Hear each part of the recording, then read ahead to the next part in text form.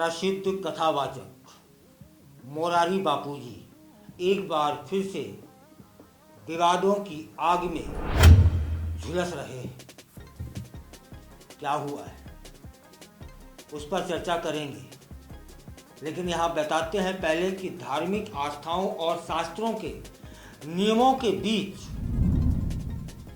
कई बार ऐसी घटनाएं घट जाया करती हैं जो न सिर्फ समाज को झकझोर देती हैं बल्कि संतों और धर्माचार्यों के बीच गहरे मतभेद भी उजागर कर देती हैं। ऐसी ही एक घटना 14 जून 25 को वाराणसी में देखने को मिली, जब प्रख्यात कथावाचक मोरारी बापू ने अपनी पत्नी के निधन के कुछ दिन बाद, मतलब सूतक काल में, राम कथा और काशी विश्वनाथ मंदिर में दर्शन किए। इस बीच तीव्र विरोध की शुरुआत हो गई। अब सवाल उठता है, क्या मोरारी बापूजी ने शास्त्रों की अवहेलना की, या क्या यह वैष्णव परंपरा की एक स्वतंत्र धार्मिक अभिव्यक्ति थी? अब थोड़ा सा विवाद की जड़ की ओर चलते हैं कि क्या हुआ। 11 जून 2025 को मोरारी बापू की पत्नी, जिनका नाम आदरणीय नर्मदा वेन था, उनका निधन हुआ और 14 जून को बापू ने वाराणसी के रुद्राक्ष कन्वेंशन सेंटर में मानस सिंधु नाम से राम कथा की शुरुआत कर दी और काशी विश्वनाथ मंदिर गए, जहां पर दर्शन किए। अब विरोध का कारण क्या था? संतों और धार्मिक संगठनों ने इसे सूतक काल में धार्मिक आयोजन और मंदिर प्रवेश बताते हुए शास्त्र के विरुद्ध करार दिया।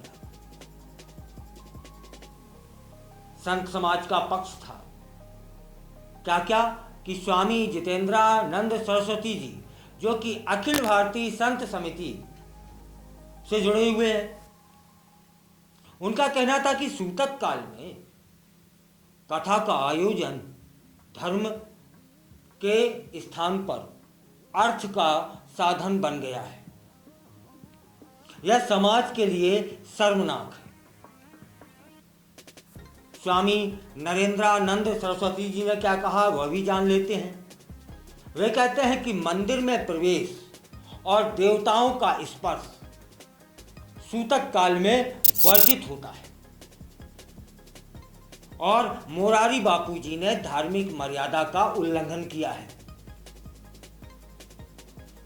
प्रख्यात ज्योतिषाचार्य ऋषि महाराज क्या कहते हैं? उनका कहना है कि सूतक के नियम किसी एक संप्रदाय पर नहीं, पूरे सनातन धर्म पर समान रूप से लागू होता है। तब फिर समझते हैं ना कि सूतक काल क्या होता है, सूतक क्या होता है।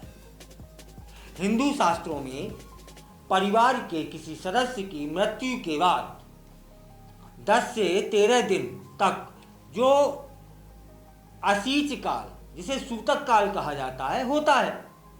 उसमें धार्मिक कार्य, पूजा पाठ और मंदिर प्रवेश वर्जित होता है, मना होता है। वहीं मोरारी बापूजी ने अपना पक्ष रखा है। वे कहते हैं कि वैष्णव परंपरा का उन्होंने हवाला दिया। हवाला देते हुए कहा कि हम ना क्रिया करते हैं ना उत्तर क्रिया। भगवान का भजन और कथा ही शांति देती है, सूतक नहीं। उन्होंने दर्शन पर भी कहा कि हमने तो भगवान के दर्शन किए हैं। तर्क था उनका कि वैष्णव परंपरा में मृत्यु के बाद शोक और सूतक जैसी अवधारणाओं का पालन अनिवार्य नहीं होता है। और धर्मशास्त्रों में गृहस्थ के लिए सूतक के नियम कठोर हैं, लेकिन सन्यासियों और कुछ वैष्णव पंथों के लिए यह बाध्यता नहीं मानी गई है।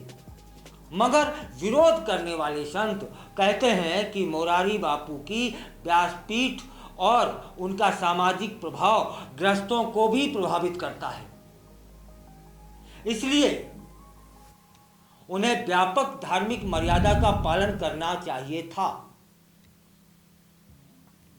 इस बीच सोशल मीडिया पर भी पक्ष और विपक्ष ने अपने विचार देने शुरू कर दिए हैं।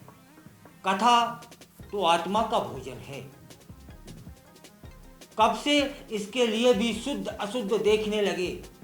धर्मगुरुओं को नियमों से ऊपर नहीं होना चाहिए, इस तरह के कमेंट आ रहे हैं। बापू ने जो किया वह भक्ति है, यह नियमों की सार्वजनिक अवहेलना है। तब फिर धर्म का दोहरा संकट, धार्मिक परंपराएं विविध हैं, यह भी आ गया है। भारत में शैव, वैष्णव, शाक्त, वेदांत, सिख, जैन इत्यादि परंपराएं हैं और इसके अपने अपने नियम भी हैं।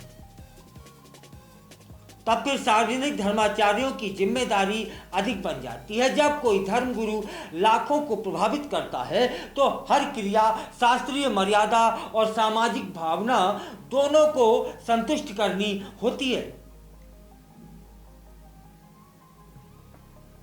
क्या हम परंपरा को शास्त्रों के ऊपर माना जाए? यह मामला केवल सूतक काल का नहीं है, बल्कि धार्मिक सत्ता, परंपरा की व्याख्या और धर्माचार्य की जवाबदेही से जुड़ा हुआ है। मोरारी बापू जी जैसे लोकप्रिय संत को यह समझना होगा कि उनका हर कदम समाज में एक दिशा को तय करता है। वहीं संत समाज को भी यह सोचने की आवश्यकता है कि क्या धार्मिक विरोध के स्वर शांति और संवाद से नहीं उठने चाहिए, जिस तरह का इस समय माहौल बना हुआ है।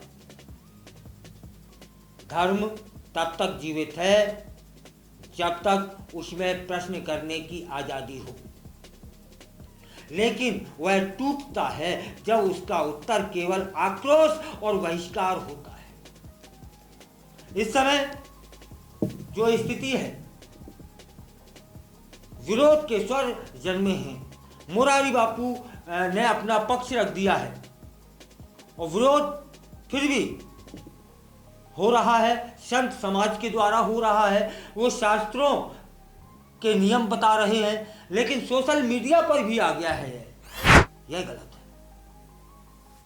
शांति से और मोरारी जी को बुला करके या मोरारी जी से के पास संदेश पहुंचा करके यह बात उन्हें बतानी चाहिए कि सूतक काल में आपने ये दो काम किए हैं जो शास्त्र सम्मत नहीं थे, लेकिन सोशल मीडिया पर आना यह थोड़ा सा दुखद लग रहा है। और क्या होगा, निष्कर्ष क्या होगा, यह तो संत समाज ही तय करेगा।